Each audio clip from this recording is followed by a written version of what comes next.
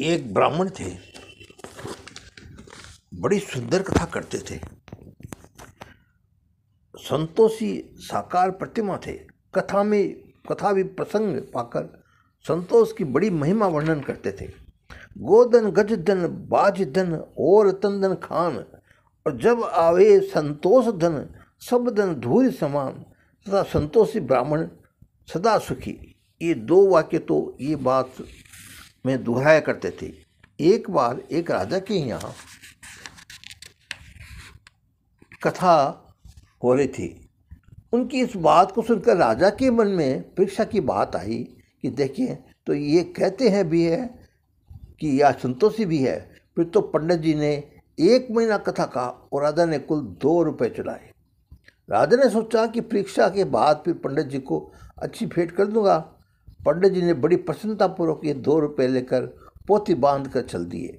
राजा ने देखा वास्तव में पंडित जी की मन में तनिक विषाद न आया।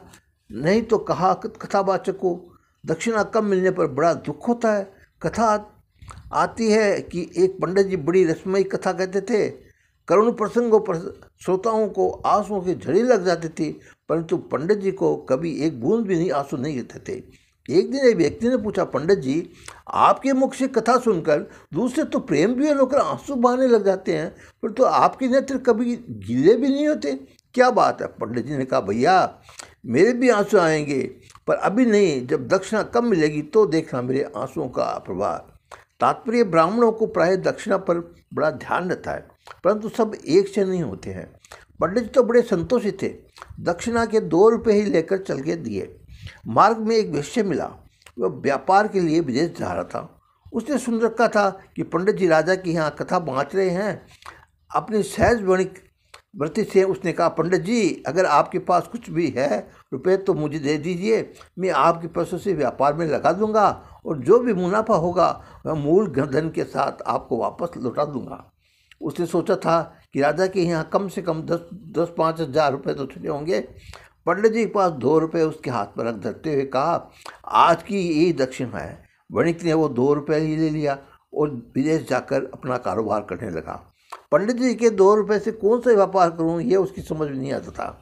कुछ दिन बाद वो लौटा तो रास्ते में उसका जहाज एक समुद्री जहाज के पास में रुका था, जहाँ उसने 2 बिल्ली के बड़े और तेज तजब अद्भुत अनोखे बच्चे देखे। 2 रुपये में दोनों बच्चों को खरीद लिया और अपने देश आ गया। सियों पर वही राजा समुद्र तट पर एक बहुत बड़ा यज्ञानुष्ठान करा रहे थे।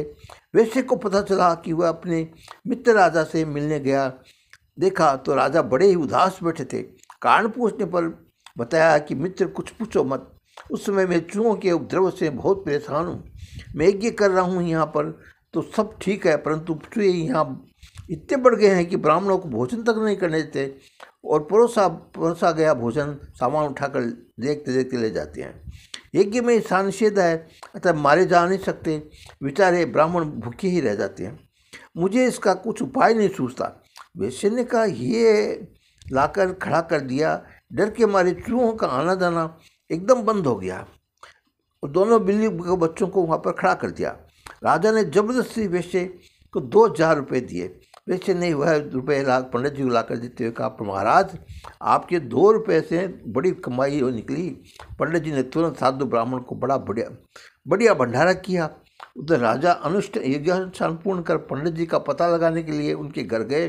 देखा खूब जय गोसुपुरोक्त महात्माओं की पंक्ति लगी हुई है। पूछा, पंडित जी, बड़ी धूमधाम है, क्या बात है? पंडित जी ने कहा, समस्त वृत्तांत कह सुनाया। सुनकर राजा बड़ा लज्जित हुआ, चरणों में पड़कर 5,000 रुपये और मोहरे दिया और बोला, सचमुच संतोषी भी सदा सुखी तथा सुदामा भी रहे, कोई बात नहीं। ये संतोषी जो होते हैं वो बड़े सुखी होते हैं और ये संतोष ब्राह्मण ने अपने संतोष के कारण 2 रुपये से 2,000 रुपये कमाए, इसलिए संतोषी हमेशा सदा सुखी होता है।